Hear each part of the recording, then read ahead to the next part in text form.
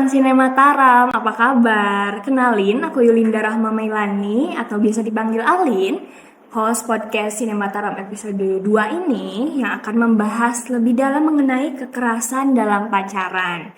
Dan tentu aja aku nggak sendirian di sini. Kali ini aku ditemenin sama narasumber yang super duper luar biasa ini. Narasumber kita ini aktif dalam berbagai kegiatan mengenai isu-isu gender dan juga bekerja di salah satu LSM mengenai isu perempuan dan gender. Ya, ini dia ada Kak Uyun. Halo, apa kabar Kak Uyun? Halo Kak Alin, kabarnya baik sih, cuman agak stres Alhamdulillah. dikit ya. Agak stres. Kenapa tuh Kak Uyun stres?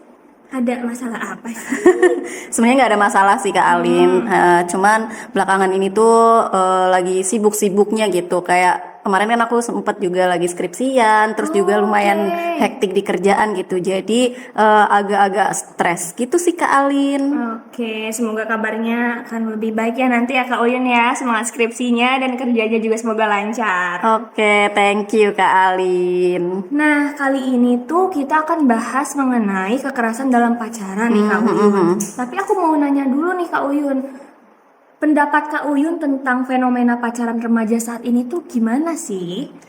Oh, kalau soal fenomena pacaran remaja ya, kalau menurut aku tuh pacaran itu kan lagi marak-maraknya ya, kayak di Oke. usia-usia remaja. Karena Betul. ketika usia remaja tuh kita tuh lagi mencari jati diri, kayak gitu. Terus juga mencoba hal-hal baru, Oke. terus juga banyak berteman ke sana ke sini. Jadi apa ya, kayak mereka tuh atau kita sendiri ketika remaja tuh memang lagi marak-maraknya dekat dengan isu pacaran kayak gitu sih. Iya, bener banget sih Kak Uyun ya. Karena usia-usia segini tuh emang bener-bener fase-fasenya love bombing gak sih?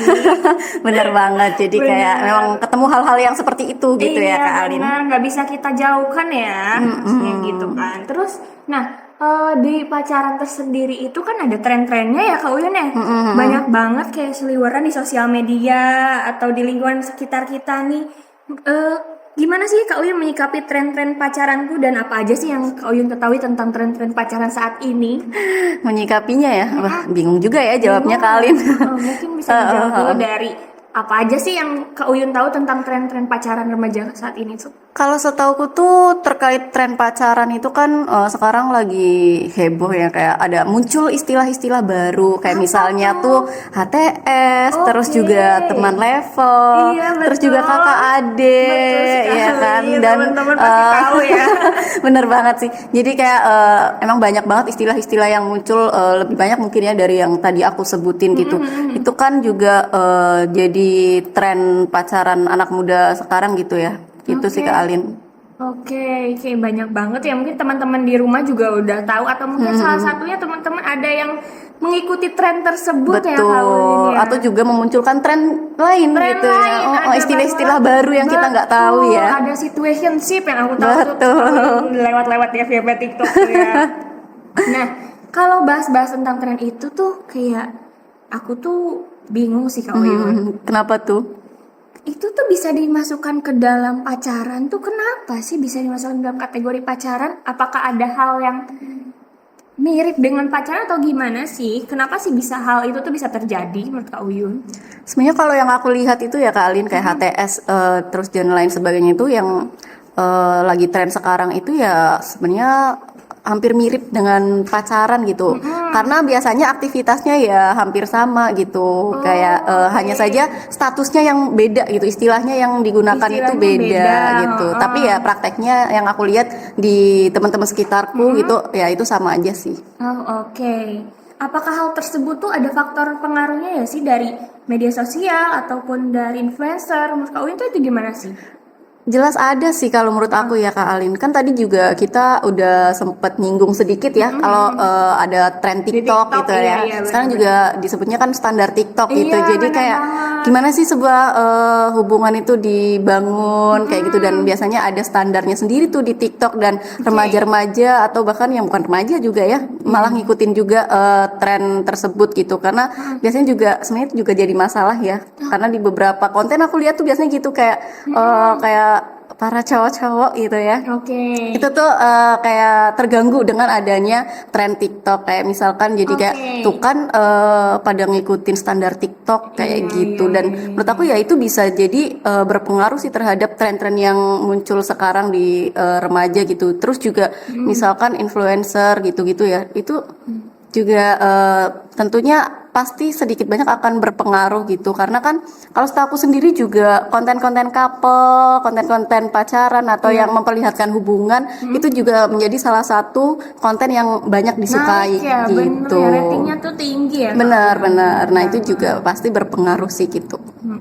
Dari tren TikTok sendiri mengenai tadi tren-tren yang pacaran HTS, teman level, itu tuh aku bingung ya Kak Oyun, karena pasti ada aja nggak sih timbul, berarti mereka tuh kan karena istilah-istilah baru itu HTS, teman level, itu kan mereka nggak mau terjebak dalam satu situasi atau Betul, ikatan betul. ya Kak Oyun ya, jadi mungkin bisa jadi terjadi Ini sih Kak, kalau menurut aku pribadi ya, kayak HTS terus juga bahasa lain dari pacaran yang sekarang beredar gitu ya.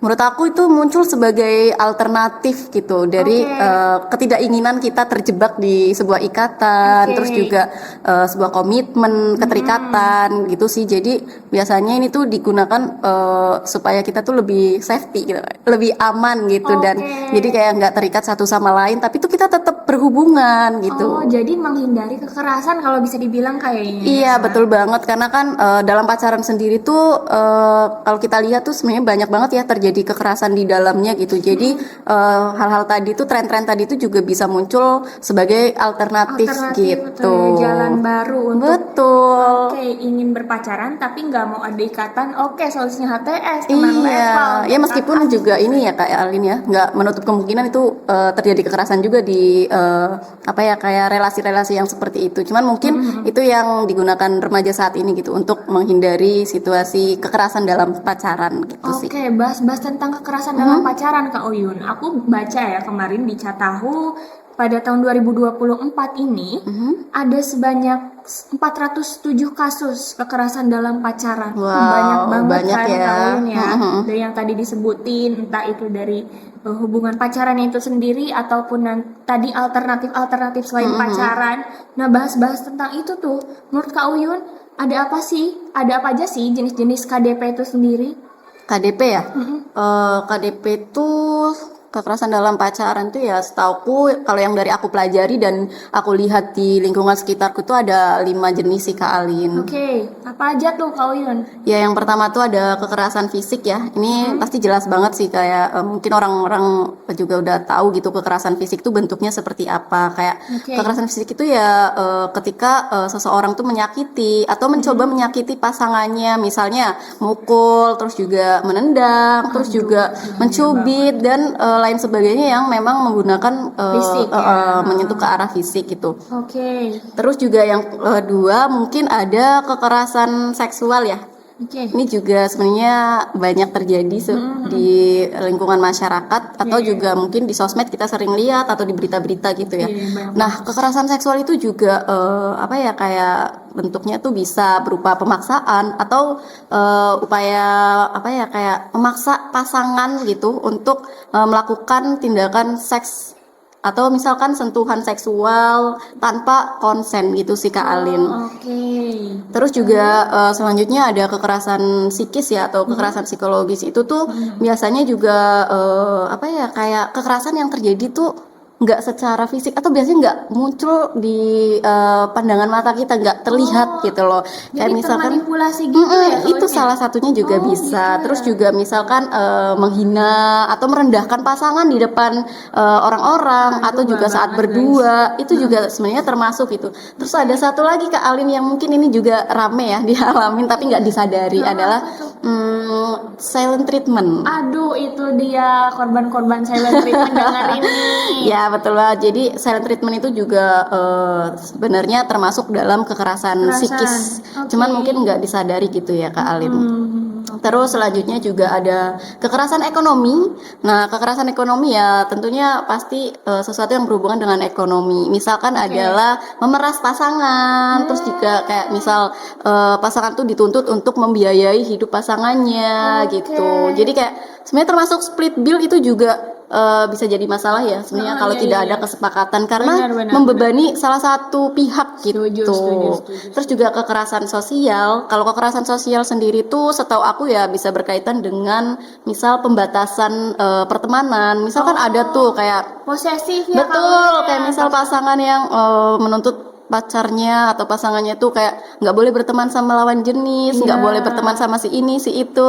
Nah terus juga ada juga misal kayak contohnya di sosial media kan biasanya ada tuh kayak pasangan-pasangan yang tuker sosmed atau juga megang sosmednya gitu ya. Itu juga bisa sebenarnya masuk kekerasan sosial ya kalau tidak ada konsen atau kesepakatan di antara keduanya gitu. Dan ya itu menurut aku sering banget terjadi gitu di teman-temanku gitu sih. Gitu Kak Alin. Oke, banyak banget ya tadi ya jenis-jenis KDP itu sendiri gitu, dan tanpa disadari mungkin aku atau teman-teman pernah mengalaminya, dan mungkin ada yang sadar atau yang enggak gitu. Tapi balik lagi tentang tadi kita bahas tentang kekerasan psikologis yang emang banyak banget gak disadari oleh teman-teman kita sendiri ya. Mungkin bahkan aku juga gak sadar itu kalau Yun. Pernah ya Kak Alin ya mungkin ya. Bisa jadi karena rata-rata tuh banyak banget teman-teman di sekitarku yang susah banget untuk keluar dari situasi tersebut gitu, karena dia meyakini kalau pasangannya itu pasangannya itu baik, dan ketika di silent treatment itu ya dia nggak sadar gitu loh Kak Uyun. Banyak banget case-nya kayak gitu. Itu tuh gimana sih Kak Uyun cara keluar dari hal tersebut tuh? Kan sudah kayak sebagai korban pasti kayak termanipulasi dan nggak tahu karena tidak ada kekerasan fisik. Ternyata ada nih kekerasan psikologis. Bener banget sih Kalin. Tapi memang ini tuh jadi masalah yang menarik ya untuk kita bahas karena tuh setauku juga memang kalau kekerasan psikis tuh susah dilihat ya, apalagi kalau misalkan jenisnya tuh manipulasi, terus juga silent treatment tadi ya. Jadi kayak karena kita tuh nggak menyadari ya, menurut aku ya hal yang bisa kita lakukan untuk apa ya kayak mencegah atau menghadapi hal tersebut mungkin ya kali itu ya tentunya belajar gitu ya. Kita tuh harus mencari tahu banyak hal juga sih, kayak misal apa ya kayak apa yang menjadi batas kekerasan dan apa yang tidak gitu. Jadi kayak kita tuh udah punya rambu-rambunya gitu. Misal kayak terjadi ini tuh, oh berarti ini termasuk kekerasan nih. Jadi kita harus aware. Gitu ya, betul. Jadi itu nggak bisa ditolerir gitu kan, karena kekerasan dalam bentuk apapun tuh tidak bisa kita tolerir gitu ya. Jadi kayak untuk bisa terhindar dari itu ya caranya adalah kita tahu dulu nih bentuk-bentuknya tuh apa aja. Terus kayak misal tanda-tandanya itu seperti apa. Jadi kita bisa terhindar dari hal tersebut gitu sih. Oke, berarti itu ya teman-teman, buat teman-teman di rumah caranya kayak gitu. Jadi kita harus secure dulu ya. Betul. Kita harus secure dulu, kita harus tahu apa-apa bentuk-bentuk kekerasan dalam pacaran itu sebelum kita melangkah lebih jauh ya Kak Uyun. Iya dong, betul banget. Jadi kita bisa lebih aware ya Kak Alin. Bener. Nah, bisa jadi nggak sih Kak Uyun KDP itu terjadi karena gender oppression? Bisa sih Kak Alin. Kan kayak yang aku baca tuh gender oppression tuh kayak misalnya usaha laki-laki yang memiliki kepentingan untuk mengontrol, menekan, dan menggunakan perempuan untuk melakukan praktek dominasi sendiri itu.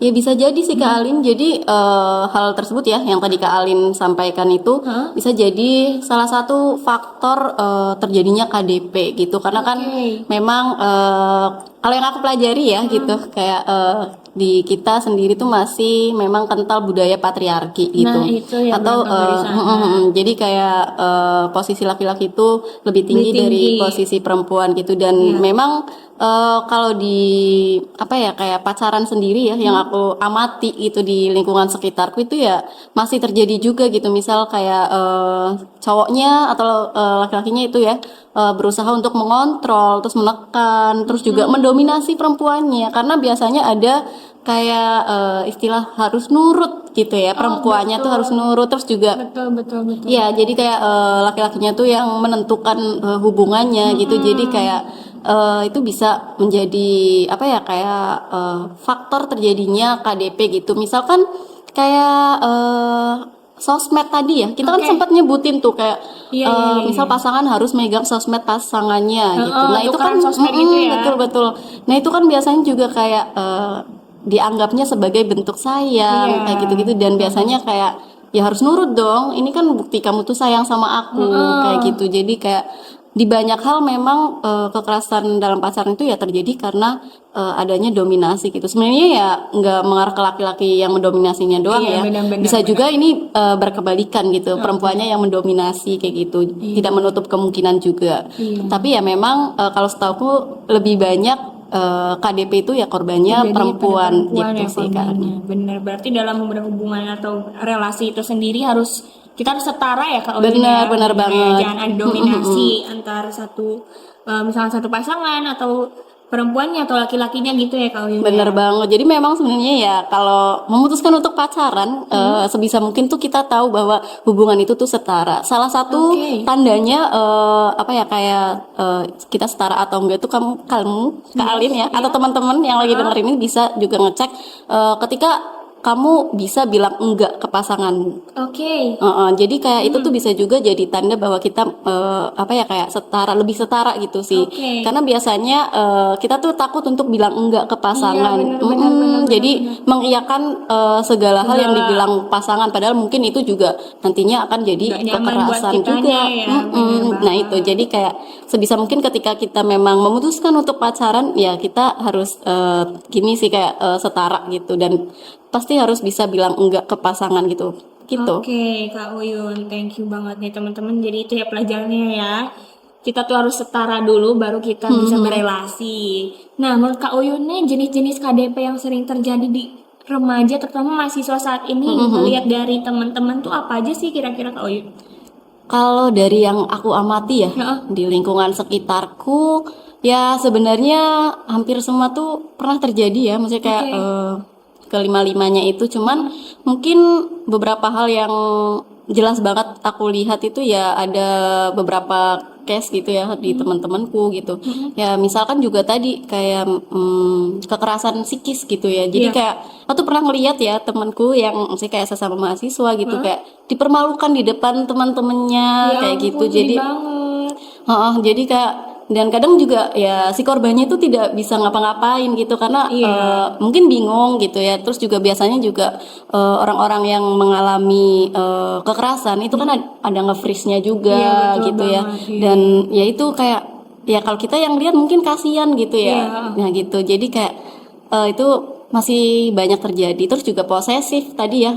Misal kayak kekerasan sosial, pembatasan gitu, kayak pasangannya tuh nggak boleh berteman sama ini, nggak boleh berteman sama itu. Aduh, ganggu banget sih itu ya. Betul betul. Nah itu beberapa teman juga aku lihat mengalami hal tersebut gitu, kayak jadi terbatas gitu, kayak Ruang geraknya terbatas betul gitu, teman kayak sama itu sama ini gitu ya. iya, intinya tuh kayak yang selalu ada buat kamu tuh ya cuma aku kayak Aduh, gitu. enggak Dan banget, jangan gitu ya guys.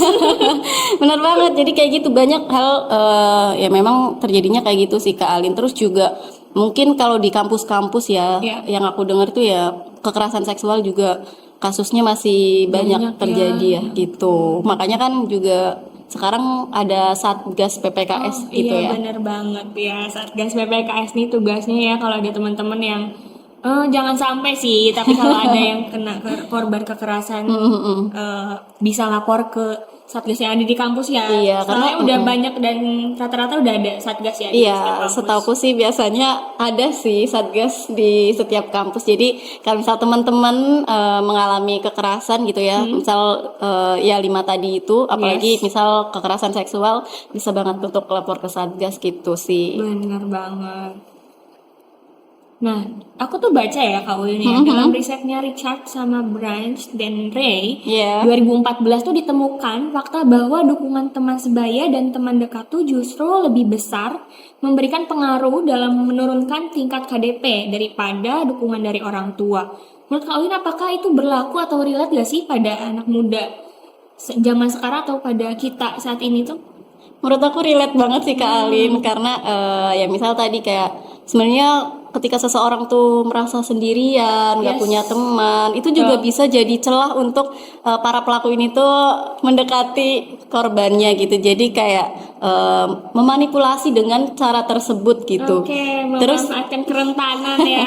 benar-benar. Terus juga tadi kan misal kayak dukungan teman tuh kayak pengaruhnya lebih besar gitu daripada dukungan orang tua. Karena setauku juga kita tuh cenderung tidak bisa terbuka dengan Bener orang tua banget. kita. Kadang kayak takut dan malu nggak sih? Benar. Jadi misal nih teman-teman lagi punya teman atau orang terdekat yang lagi di situasi mengalami kekerasan dalam pacaran gitu ya. Itu tuh bisa banget teman-teman tuh mendukung gitu. Terus juga tidak menyalahkan korban gitu ya. Biasanya kan kesel ya, gregetan Iya, kayak, ih kamu tuh bodoh banget sih, Iya. kayak mau-maunya dimanipulasi kayak gitu-gitu ya. Padahal kan mereka nggak sadar ya. Nah itu jadi ya mungkin bisa pendekatannya tuh lebih halus lagi, terus juga biar si korbannya itu merasa juga punya teman, didengar tentunya ya, kayak kalian bisa jadi pendengar mereka tuh juga itu udah salah satu langkah untuk mendukung korban gitu sih. Betul, dengan mungkin seperti kalau kita fokus banget ke pacaran tuh ya dihindari lah ya kalian ya, karena kita harus punya aktivitas dan kegiatan lain yang bisa jadi untuk menghindari dari KDP itu sendiri. Jadi kita sibuknya terbagi-bagi gitu ya Kak Oyen ya. Iya betul. Ya mungkin kita bisa ini sih kayak apa ya, punya batasan gitu kayak kapan sih waktunya kita sama pacar, terus Betul. juga kapan waktunya kita tuh punya hidup atau dunia kita sendiri, gitu betul, Kak Alin. Jadi kan kayak ketika kita pacaran tuh ya kita nggak selalu harus jadi satu kayak gitu sepaket Setuju. gitu ya, dan waktu kita tuh cuma buat pacar kita gitu. Jadi kita tuh bisa lebih berkembang sendiri, explore, terus juga mencoba hal-hal baru gitu, dan nggak harus selalu sama pacar, bisa juga sama temen kayak gitu sih. Jadi kalau kalian juga misal lagi terjebak ya di Iya, di situasi situasi kekerasan dalam pacaran ini, atau mungkin sekarang pas dengerin ini tuh kalian udah mulai sadar Iya. gitu ya, lagi di Gimana situasi nih, itu. gitu kan. Nah kalian juga bisa banget kayak mencari teman-teman terdekat untuk misal apa ya, kayak bercerita, terus juga jalan atau lakukan sesuatu yang kamu sukai gitu. Jadi nggak terpaku sama pacar kamu terus ya. gitu. Dalam kayak tadi tuh kan aku bahas dikit lagi kali ya tentang tren tadi tuh kan kawin ya. Kadang ada ketika dia kena kekerasan tuh dalam pacaran, banyak banget yang apa ya, di sosmed tuh kayak bilang aku tuh diselingkuhin sama pacarku bla bla bla bla gini. Tapi ketika itu dia kan menyatakan diri sebagai korban, tapi banyak banget sering dihujat gitu kawin itu tuh kenapa sih? Dan kebanyakan yang aku lihat kayak perempuan disalahkan, kayak misalkan ya syukurlah diselingkuhin karena misalkan kamu pakaiannya terbuka gitu-gitu. Itu kenapa sih kok bisa terjadi? Dan banyak banget yang aku lihat kasusnya itu terjadi ke perempuan. Benar banget sih, yang aku lihat juga hampir sama ya kayak Kak Alin tadi. Dalam hubungan kayak perempuan tuh selalu juga apa ya, kayak jadi pihak yang dituntut untuk bisa menjaga keharmonisan hubungan gitu, sebagai kayak bentuk kerja perawatan adalah di perempuan gitu, termasuk adalah menjaga hubungan yang baik gitu. ya. Betul. Jadi kayak misal terjadi sesuatu ya yang disalahin balik lagi ke perempuan, meskipun kayak yang salah tuh laki-lakinya, tapi kadang jadi menormalisasi gitu kan, kayak misal perempuan yang diselingkuhin gitu ya, kayak pasti masyarakat lihatnya, oh ya pantes sih soalnya kurang dandan, terus juga misal kurang perhatian ke pasangannya gitu-gitu, padahal ya sebenarnya tidak bisa dinormalisasi juga gitu. Terus ya itu tadi perempuan tuh masih jadi pihak yang disalahkan ketika apa ya, kayak ada masalah di suatu hubungan gitu sih. Kayak misalkan juga apa ya, istilah pelakor misal gitu ya. Iya bener banget. Itu kan banyak identiknya ke banget perempuan ya. Iya, Coba kalau laki-laki enggak. Maksudnya jarang ya dan terjadi. iya, ya maksudnya kalau dalam pacaran kan kadang juga masih ada kayak gitu ya, kayak kejadian labrak-labrakan perempuan ke perempuannya gitu, dan biasanya tuh apa ya, kayak si cowoknya tuh tiba-tiba menghilang dari cerita gitu, karena biasanya nggak ada ya, nggak ditimbulkan. betul. Jadi orang-orang fokusnya akan ke pacarnya yang perempuan dan juga ke wanita idaman lainnya gitu, kayak perempuan satunya lagi gitu, dan untuk saling apa ya, dihujat gitu ya. Saling Itu menjatuhkan ya sesama perempuan. sering banget ya. Iya, trennya mungkin kayak gitu ya kalau yang di sosmed yang kita lihat gitu. Gitu sih Kak Alin. Nah, balik lagi ya, kayak gimana sih caranya kayak mendukung korban, terutama kita sebagai Kak Uyun sebagai yang udah terjun banyak ke dalam kegiatan gender, isu-isu perempuan, gimana sih caranya mendukung korban itu sendiri? Yang pasti yang pertama harus kita lakukan adalah percaya ya kepada korban gitu. Oke. Kayak apa ya, kayak sampai benar-benar dibuktikan misal korban itu bohong gitu, baru kita bisa tidak percaya. Oke. Tapi selama itu tidak terjadi, ya berarti kita harus percaya dulu ke korbannya, Oke, kayak langkah mendukung. pertama tuh harus Betul, percaya dulu sama kita korban. harus apa ya, kayak berpihak kepada korban gitu, karena ya memang apa ya, kayak itu jadi langkah yang bisa kita lakukan gitu untuk mendukung korban gitu. Terus juga bisa misal kalian tuh deket juga ya gitu sama si korban gitu, kalian bisa menanyakan apa sih kebutuhannya si korban ini, misalkan apakah perlu misal layanan pendampingan psikolog, terus juga atau misal bantuan hukum, atau misal hal-hal lain apa yang memang dibutuhkan. Kan bisa jadi juga ada korban yang hanya butuh teman cerita gitu. Iya. Nah itu juga bisa kalian lakuin banget. Itu kan sebenarnya gampang banget ya untuk Iya. dilakukan. Ya cuma balik lagi juga sih, kayak ketika kita mendengarkan korban, kita juga bisa apa ya, kayak ada batasan waktunya juga. Kayak misal jangan sampai kita juga larut gitu dalam masalah itu gitu. Jadi energi kita kan pasti ikut terkuras gitu ya Kak.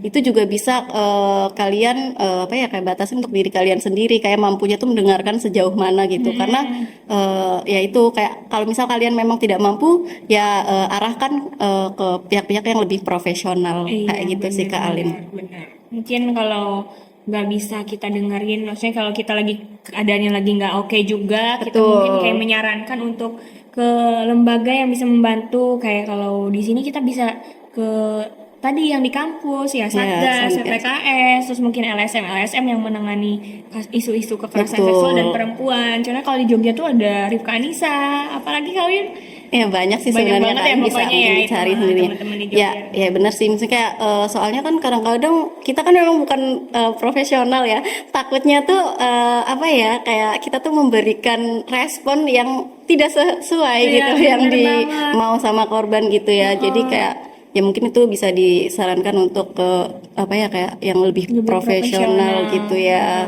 Oke, karena tadi kita udah bahas-bahas tuh tentang KDP itu ya. Nah, mencegah dan menghindarinya tuh gimana sih Kak Uyun? Dari Kak Uyun tipsnya? Kalau dari aku ya, tipsnya tuh mungkin yang pertama tuh ya kita baiknya mencari tahu dulu gitu latar belakang pasangan kita atau calon pacar kita ya gitu. Jangan buru-buru. Iya, kita tuh harus mengenal dulu. Tidak 2 minggu doang cukup, itu menurut aku kurang ya. Kurang banget Iya, jadi kayak harus saling memahami dulu. harus saling kenal dulu, baru bisa memutuskan untuk melangkah ke jenjang pacaran gitu. Terus juga yang kedua, kita tuh juga harus memegang prinsip bahwa kekerasan itu ya tidak bisa kita tolerir gitu. Kadang kan juga ada tuh yang masih denial gitu ya. Banyak kayak banget teman-teman bener, kayak merasa nggak apa-apa deh, kan sebelumnya dia baik, nanti juga dia berubah, dia udah minta maaf dan sebagainya. Nah itu juga perlu disadari gitu untuk bisa membatasi hal tersebut gitu. Terus juga ya tentunya kita membangun komitmen atau konsen gitu, kesepakatan dalam berpacaran, apa yang boleh dan apa yang tidak boleh dilakukan ketika berpacaran gitu. Terus juga selanjutnya ya tentunya kalau kita mungkin udah mulai merasa ada tanda-tanda terjadi kekerasan gitu ya itu kita bisa lebih berani untuk bertindak gitu, untuk melakukan apa ya, kayak meninjau ulang misal hubungan kita tuh seperti apa, apakah ini tuh worth it untuk dilanjutkan atau tidak. Terus juga selanjutnya ya tadi, kayak kita tuh juga harus setara dalam hubungan. Salah satunya adalah kita bisa bilang tidak kepada pasangan gitu. Terus juga ketika memang sudah terjadi nih KDP-nya ya sebaiknya kita tidak perlu takut untuk mencari pertolongan gitu, atau mencari bantuan ke orang-orang terdekat, terus juga ke lembaga yang lebih profesional gitu sih Kak Alin. Oke, itu tipsnya teman-teman ya untuk mencegah dan menghindari KDP itu tersendiri. Jadi buat teman-teman penonton setia Sinema Taram ini, itulah tips dari Kak Uyun. Nah, untuk closingnya ini Kak Uyun ada beberapa kata nggak dari kalian untuk teman-teman pendengar nih? Ya kalau dari aku sih closing statementnya nggak panjang-panjang ya, mungkin jadi buat teman-teman yang dengerin ya, mungkin bisa lebih fokus gitu mengikuti kegiatan yang positif. Terus juga misal kalau sudah memutuskan untuk berpacaran gitu ya, bisa lebih memahami batas-batas dalam berpacaran agar tidak terjadi kekerasan gitu sih Kak Alin. Thank you Kak Uyun. Kita udah bahas-bahas banyak banget ya dari tadi tentang KDP, tentang tren-tren pacaran, terus tentang data-data kekerasan juga pada pacaran itu sendiri. Jadi kesimpulan untuk podcast kali ini yaitu KDP itu pengalaman yang gak menyenangkan ya teman-teman. Jadi jangan sampai kita terjebak dalam situasi kekerasan dalam pacaran.